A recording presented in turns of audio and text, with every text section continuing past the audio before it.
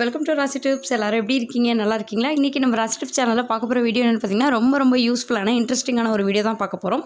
Friends நம்ம வீட்ல kitchen யூசஸ்க்காக use பண்ற இந்த சிலிண்டர் பாத்தீங்கன்னா நிறைய பேருக்கு ரொம்ப நாள் வரதே இல்ல. கரெக்ட்டா பாத்தீங்கன்னா 1 month கூட வரதே இல்ல.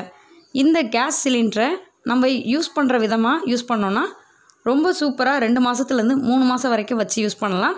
அதுக்கான டிப்ஸ் தான் இன்னைக்கு நான் உங்களோட ஷேர் பண்ணிருக்கேன். வாங்க फ्रेंड्स என்ன டிப்ஸ்ங்கறத வீடியோக்குள்ள போய் பார்க்கலாம். அதுக்கான ஃபர்ஸ்ட் டிப்ஸ் என்னன்னு பார்த்தீங்கன்னா எப்போதுமே கிச்சனில் நம்ம சமையலுக்காக யூஸ் பண்ணக்கூடிய பாத்திரத்தோட உயரம் பார்த்தீங்கன்னா ரொம்ப உயரமாக இருக்கிற மாதிரி பார்த்து வாங்காதீங்க. உயரம் கம்மியாக இருக்கிற மாதிரி பார்த்து வாங்கிக்கோங்க. அதே சமயம் பாத்திரத்தோட இந்த வாய் பகுதி பார்த்தீங்கன்னா நல்லா அகலமாக இருக்கிற மாதிரி பார்த்து வாங்கிக்கோங்க. இப்படி பாத்திரத்தில் நம்ம வச்சு சமைக்கிறதுனால சீக்கிரமாகவே சூடாயிரும். அதே சமயம் சிலிண்டர் மிச்சமாகிறதுக்கு இதுவுமே பார்த்திங்கன்னா ரொம்ப யூஸ்ஃபுல்லாக இருக்கும்.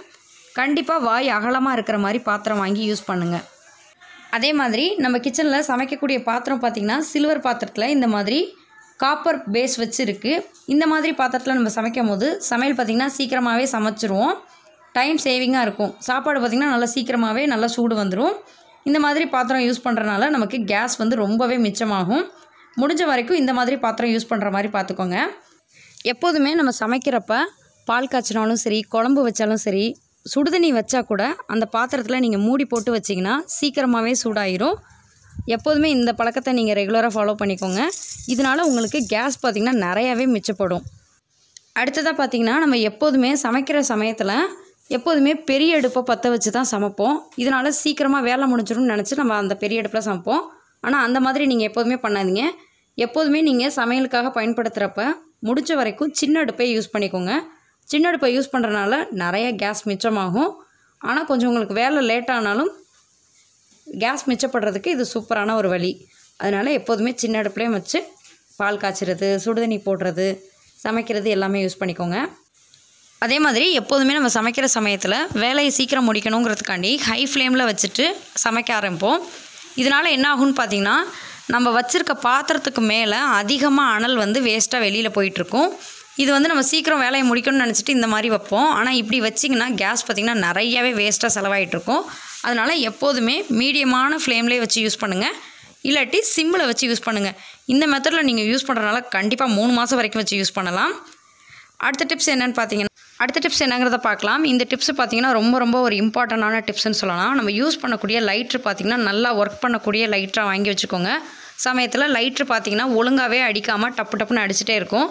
இதனால் நம்ம ஒரு கிளிக்கில் அடுப்பு பற்ற வைக்கிறத 4-5 தடவை கிளிக் பண்ணிகிட்டே இருக்கிற மாதிரி இருக்கும்.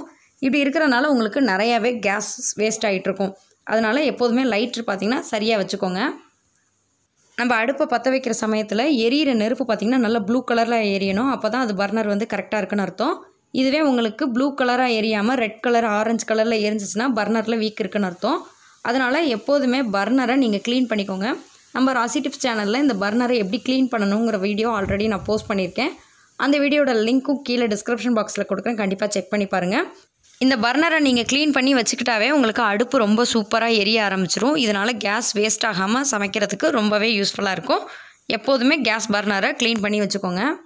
அடுத்த டிப்ஸ் என்னென்னு பார்த்தீங்கன்னா நம்ம சமைக்கிற சமயத்தில் மற்ற பாத்திரத்தில் சமைக்கிறத விட இந்த மாதிரி குக்கரில் வச்சு நீங்கள் சாதம் வேக போடுறது, குழம்பு வைக்கிறது, பொரியல் பண்ணுறது எல்லாமே நீங்கள் குக்கர்லேயே பண்ணிட்டீங்கன்னா வேலை வந்து சீக்கிரமாக முடிஞ்சிடும். அதே சமயம் உங்களுக்கு கேஸ் ரொம்பவே மிச்சமாகும். இதனால் நீங்கள் 2லேருந்து 3 மாதம் வரைக்கும் சிலிண்டரை வச்சு யூஸ் பண்ணிக்கலாம். நீங்கள் முட்டை வேக வைக்கிற மாதிரி இருந்தால் கூட சரி, தனியாக வேக வைக்காமல் இந்த மாதிரி குக்கரில் வச்சு ஒரு விசிலுக்கு வச்சுட்டிங்கன்னா முட்டையுமே பார்த்திங்கன்னா சீக்கிரம் வந்துடும். டைமும் பார்த்திங்கன்னா ரொம்பவே சேவிங்காக இருக்கும். டைம் சேவிங்காக, கேஸ் சேவிங்காக குக்கர் யூஸ் பண்ணிக்கோங்க. அடுத்த டிப்ஸ் என்னங்கிறத பார்த்திங்கன்னா நம்ம சமையலுக்காக பயன்படுத்துகிறது பெரிய பாத்திரமும் யூஸ் பண்ணிகிட்ருப்போம். அதே சமயம் சின்ன பாத்திரம் வச்சு யூஸ் பண்ணுற சமயத்தில் நம்ம அவசரமாக சமைக்கிறதுனால டக்குன்னு பெரிய அடுப்பில் வச்சு நல்லா ஹை ஃப்ளேமில் வச்சுருவோம். இதனால் அதோட அனல் பார்த்திங்கன்னா வேஸ்ட்டாக போயிட்டே இருக்கும். இதனால் ரொம்பவே கேஸ் வேஸ்ட் ஆகிட்ருக்கும். எப்போதுமே நீங்கள் சின்ன பாத்திரம் வச்சு யூஸ் பண்ணுற மாதிரி இருந்தீங்கன்னா சின்ன அடுப்பில் வச்சு யூஸ் பண்ணுங்கள். இல்லை நீங்கள் பெரிய அடுப்பில் வச்சு யூஸ் பண்ணுற மாதிரி இருந்தாலும் அடுப்பை வந்து நல்லாவே குறைச்சி வச்சுருங்க. சிம்மில் வச்சுருங்க, இல்லை மீடியமான ஃப்ளேமில் வச்சுக்கோங்க. இதனால் உங்களுக்கு கேஸ் ரொம்பவே மிச்சமாகும். இந்த டிப்ஸ் வந்து நிறைய பேருக்கு தெரியாமல் எப்போதுமே சின்ன பாத்திரம் வைக்கிற சமயத்தில் நல்லா ஹை ஃப்ளேமில் வச்சு சமைக்கிறாங்க. அதனாலே பார்த்திங்கன்னா நிறைய கேஸ் வேஸ்ட் ஆகி சீக்கிரமாகவே சிலிண்டர் தீர்ந்து போயிடும். அடுத்த டிப்ஸ் என்னென்னு பார்த்தீங்கன்னா எப்போதுமே நம்ம பாலெல்லாம் ஃப்ரிட்ஜில் வச்சுருந்து தான் எடுத்து யூஸ் பண்ணுவோம். அப்படி டீ போடுற சமயத்தில் இல்லை பால் காய்ச்சுற சமயத்தில் பாலை எடுத்து நீங்கள் அப்படி பால் பாத்திரத்தில் சேர்த்துறாமல் பாலை எடுத்து கொஞ்சம் நேரம் வெளியில் வச்சுருங்க. அப்போ தான் அதில் இருக்கிற கூலிங் எல்லாம் போயிடும். அதுக்கப்புறம் நீங்கள் எடுத்து அடுப்பில் பால் காய்ச்சறதுக்கு யூஸ் பண்ணிக்கிட்டிங்கன்னா உங்களுக்கு சிலிண்டர் ரொம்பவே மிச்சமாகும். நிறைய பேர் அது தெரியாமல் ஃப்ரிட்ஜிலேருந்து எடுத்த உடனே எடுத்து பால் பாத்திரத்தில் சேர்த்துட்டு டீ போட ஆரம்பிச்சிருவாங்க. அந்த மாதிரி எப்போதும் பண்ணாதீங்க. அதே மாதிரி நீங்கள் காய்கறி எடுத்தாலும் சரி, உடனே சமைக்காமல் எடுத்து கொஞ்சம் நேரம் வெளியில் வச்சுருங்க. காலைல எந்திரிச்ச உடனே அன்றைக்கி சமையலுக்கு என்ன தேவைப்படுதோ எடுத்து வெளியில் வச்சுட்டிங்கன்னா அதோட கூலிங் போயிடும். அதுக்கப்புறம் நம்ம சமைக்க ஆரம்பிச்சோன்னா கேஸ் பார்த்திங்கன்னா ரொம்பவே இழுக்காது. கேஸ் செலவை கம்மி பண்ணுறதுக்கு இந்த டிப்ஸ் ரொம்பவே யூஸ்ஃபுல்லாக இருக்கும். கண்டிப்பாக ட்ரை பண்ணி பாருங்கள்.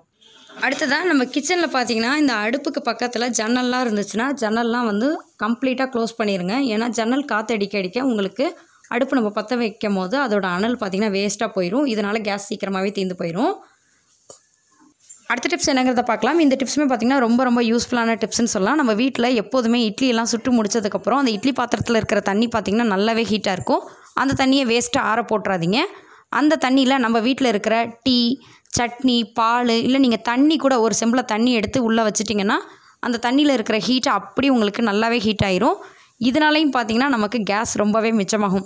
எப்போதுமே இட்லி பாத்திரத்தில் இருக்க தண்ணியை வேஸ்ட்டு பண்ணாமல் மற்ற எதுவாக இருந்தாலும் சூடு பண்ணிக்கிறதுக்கு நீங்கள் இந்த மெத்தட் ஃபாலோ பண்ணிக்கலாம். ரொம்ப யூஸ்ஃபுல்லான டிப்ஸ். கண்டிப்பாக எப்போதுமே வேஸ்ட்டு பண்ணாமல் இந்த டிப்ஸை யூஸ் பண்ணிக்கோங்க. அடுத்த டிப்ஸ் என்னங்கிறத பார்க்கலாம். நம்ம எப்போதுமே சமையலுக்காக பயன்படுத்தக்கூடிய பாத்திரத்தை கழுவி தான் வச்சுருப்போம். அது கழுவி இருந்தாலும் நம்ம எப்போதுமே சமைக்கிறதுக்கு முன்னாடி திரும்பவும் அதை வந்து அலசிட்டு தான் நம்ம யூஸ் பண்ணணும். ஏன்னா சோப்பெல்லாம் வந்து நிறையா இருக்கும். அதோடு நீங்கள் யூஸ் பண்ணிங்கன்னா நம்ம வயிற்றுக்கு ரொம்பவே கெடுதல். அதனால் நம்ம அலசிட்டு தான் யூஸ் பண்ணுவோம். இந்த பாத்திரத்தில் இருக்கிற தண்ணியோடு நீங்கள் அப்படி வந்து அடுப்பில் வச்சிடக்கூடாது. இதனாலையும் பார்த்திங்கன்னா கேஸ் வந்து நிறையா வேஸ்ட் ஆகும். எப்போதுமே பாத்திரத்தை அலசிட்டு யூஸ் பண்ணுற சமயத்தில் அதில் இருக்கிற தண்ணியை நல்லா வடிச்சிருங்க. வடிச்சிட்டு யூஸ் பண்ணிங்கன்னா கேஸ் வந்து உங்களுக்கு நிறையா மிச்சமாகும். அதே மாதிரி நம்ம பால் பாத்திரம் அடுப்பில் வைக்கிற சமயத்துலலாம் பார்த்திங்கன்னா அந்த மாதிரி தண்ணி இருக்கும். அந்த தண்ணியை நல்லா வடிச்சிட்டு வச்சுருங்க. எப்போதுமே நம்ம வெறும் பாத்திரத்தை அடுப்பில் வைக்கிறத விட அந்த பாத்திரத்தில் நம்ம என்ன சேர்க்குறோமோ அதை சேர்த்தே நீங்கள் வச்சிட்டிங்கன்னா ரொம்பவே கேஸ் மிச்சமாகும். இப்போ நான் பால் காய்ச்சறதுக்காக தான் இந்த பாத்திரத்தை வைக்கிறேன். இதில் வந்து நான் டைரெக்டாக வந்து பாலை சேர்க்கலை. ஃபஸ்ட்டு தண்ணியை சேர்த்துட்டு அதுக்கப்புறமா அதில் பால் சேர்க்குறேன். இப்படி சேர்க்குறதுனால உங்களுக்கு பால் சட்டியில் ரொம்ப பிடிச்சி போகாமல் இருக்கும். அதே சமயம் நமக்கு அடுப்பை வந்து தண்ணி வச்சுட்டு பற்ற வைக்கிறதுனால கேஸ் ரொம்ப செலவாகாமல் மிச்சமாகும். அடுத்த டிப்ஸ் என்னென்னு பார்த்தீங்கன்னா, எப்போதுமே நம்ம அடுப்பை பற்ற வைக்கிறதுக்காக லைட்ரு யூஸ் பண்ணாமல் தீப்பெட்டி யூஸ் பண்ணுறதுனாலையும் கேஸ் ரொம்பவே மிச்சமாகும். இது நிறைய பேருக்கு ஆச்சரியமாக இருக்கும். என்னங்க இந்த காலத்தில் போய் யாருங்க தீப்பெட்டி குச்சிலாம் யூஸ் பண்ணிகிட்டு இருக்கதுன்னு நினைப்பீங்க. ஆனால் லைட்டரை விட தீப்பெட்டி குச்சி நம்ம யூஸ் பண்ணுறதுனால கேஸ் ரொம்பவே மிச்சமாகும். ஏன்னா லைட்ரு பற்ற வைக்கிற சமயத்தில் கேஸை பற்ற வச்சுட்டு தான் அப்புறம் லைட்ரு அடிப்போம். ஆனால் தீப்பெட்டி குச்சிங்கும் போது தீக்குச்சியை நல்லா பற்ற வச்சுட்டு அதுக்கப்புறமா தான் கேஸை ஆன் பண்ணி நம்ம அடுப்பு பற்ற வைப்போம்.